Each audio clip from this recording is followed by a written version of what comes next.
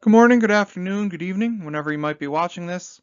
I'm Greg Tierney. I'm a postdoc at North Carolina State University, working with Gary Lackman and Walt Robinson, and today I'm going to be presenting some of the work I've done on blocking dynamics and energetics in a warmer, less baroclinic future. Now for this study, we're going to be using persistent anomalies as a proxy for blocking activity. And persistent anomalies are long-lived, quasi-stationary anomalies in geopotential height, usually taken at 500 hectopascals, as we're going to do here. And positive persistent anomalies are usually associated with blocking, although they're not dynamically identical. Now, historically, climate models have struggled to replicate blocking activity, and much of the recent work looking at climate change and blocks has been focused on certain basins, whether it's the North Atlantic or the North Pacific, for example. Now, there have also been process-based approaches that have yielded mixed results, including contention on the impact of Arctic amplification on blocking in future climates. So this all leads us to a relatively simple question that we're going to try to strip away all of the real-world complexity and ask, how does the PA activity of a simple baroclinic jet respond to changes in baroclinicity and temperature? And to do this, we're going to be using the WRF. Now we have it set up as a channel model with a size of 15,000 kilometers by 10,000 kilometers, with a grid spacing of 50 kilometers. It has an ocean surface throughout the model, and it's a full physics model. So we have a convection scheme, microphysics scheme, and radiation, which is set equal to the equinox with no diurnal cycle. Finally, our sea surface temperatures are half a Kelvin less than the initial temperature of the model level closest to the surface, and they remain static throughout the run duration, which is key as you'll see going forward. Now I want to make the point that when we look at the initial atmospheric conditions of this model versus what we see in the analysis period. So we run this model for 3 years and we discard the first 6 months, so only the last 2.5 years are the analysis period. We see very different profiles of velocity. On the left side, we see the mean zone of velocity at initialization. We see our simple jet that we've put in. On the right side, you see the mean zone of velocity through that analysis period. And you see that the jet has weakened, it's widened, it's moved north, and we also have an easterly return jet in the tropics of our domain, towards the left side of each figure. So you can see that the model only remembers the SST gradient and not the atmospheric initial conditions. That's why we give it the 6-month spin-up time. So using this model, we're going to do a bivariate sensitivity test, and we're going to make 2 different adjustments to these SST profiles. The first of these is an increase in temperature, and these are going to be 3 steps of 3K each. You can see they're going on the right from blue to black to red to orange. That's getting cooler to warmer. And this simulates a global warming scenario. And the second adjustment is a decrease or an increase in the strength of mid-latitude SST gradients. You can see that on the right in the different line types, where 0.8 is the least baroclinic and 1.1 is the most baroclinic. Now decreasing this strength, the 0.8, 0.9 for example, results in an Arctic amplification like relative warming of the pole.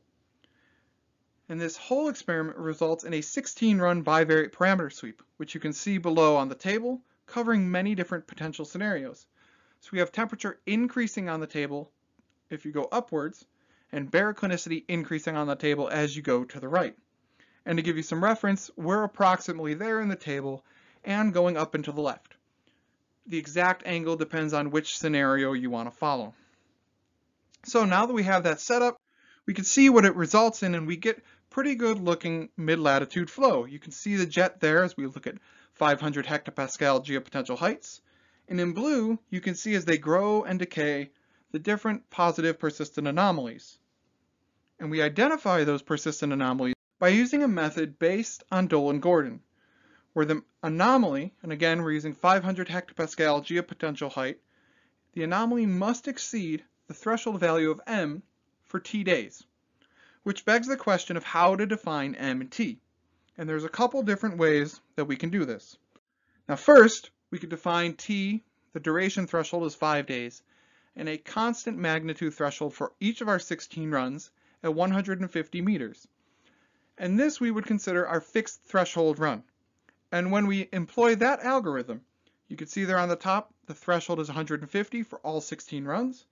You can see that PA activity in the middle table and PA strength in the bottom table both increase with increasing temperature and baroclinicity. You can see it rising as you go to the right on the table, and you can see it rising as you go up on the table.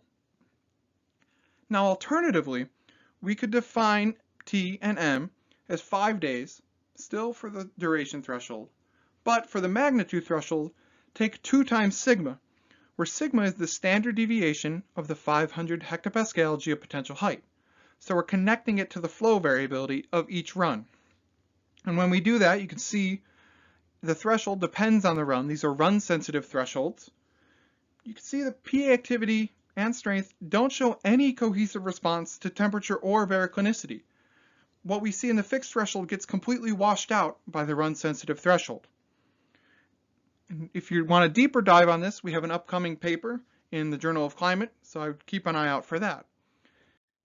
And you can see that PA activity actually scales nearly linearly with the 500 hectopascal geopotential height variability, with an R squared of 0.94, as you see there on the left, as we compare that average standard deviation of the 500 hectopascal geopotential height with the percentage of points identified as a PA.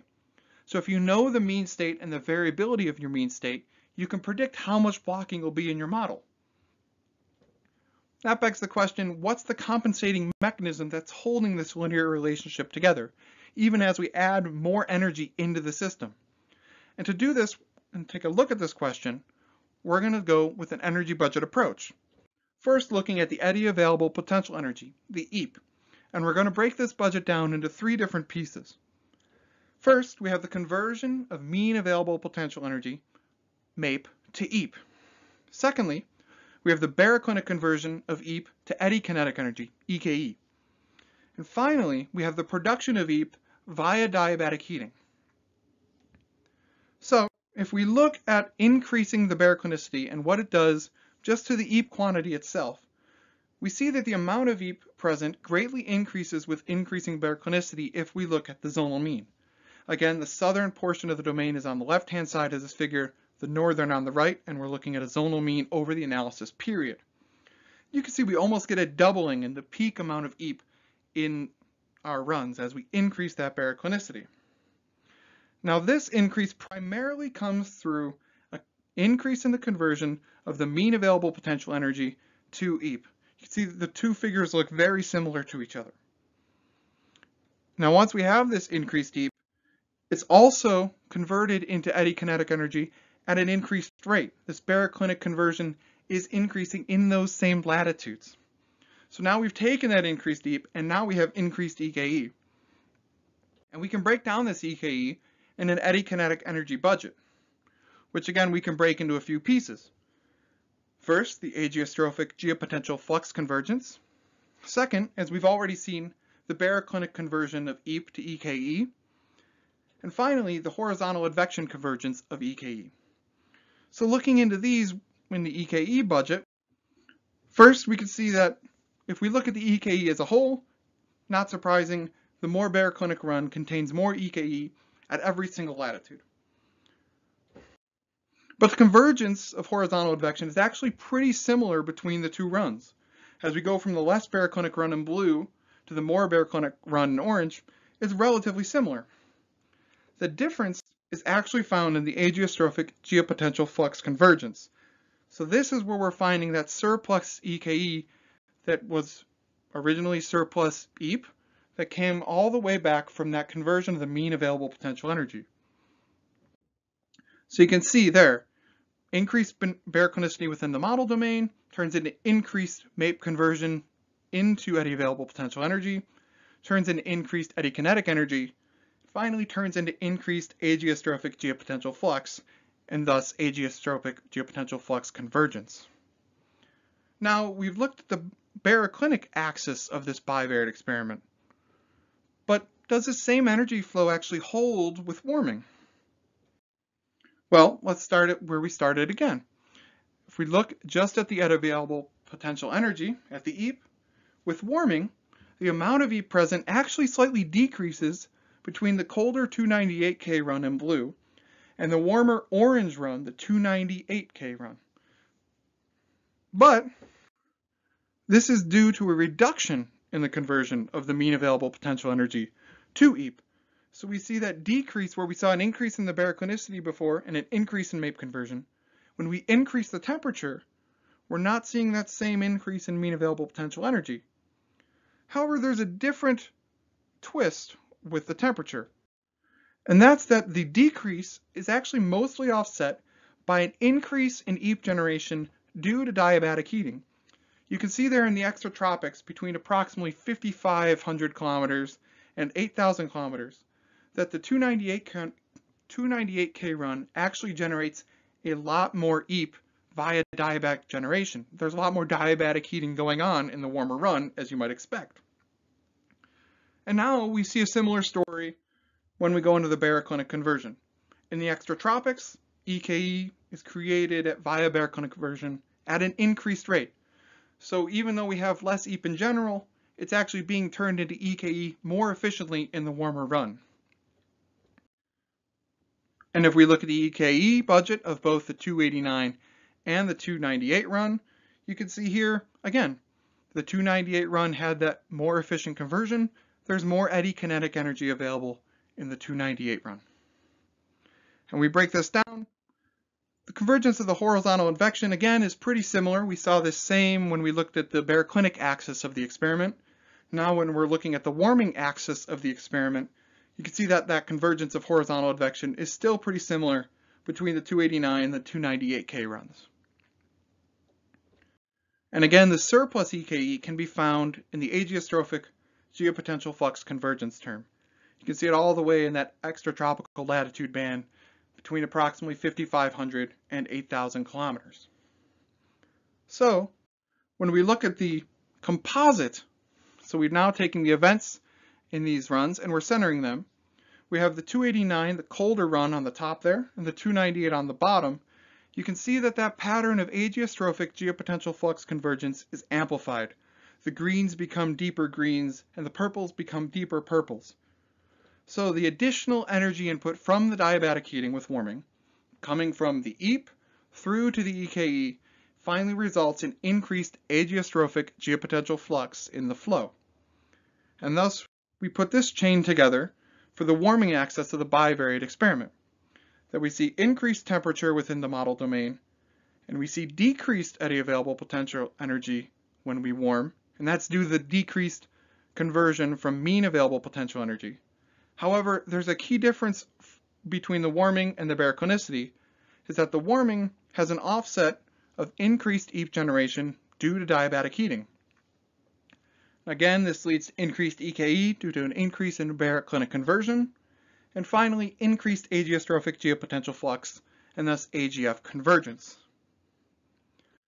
So in conclusion, we've seen that PA activity in our channel model scales quasi-linearly with 500 hectopascal geopotential height variability.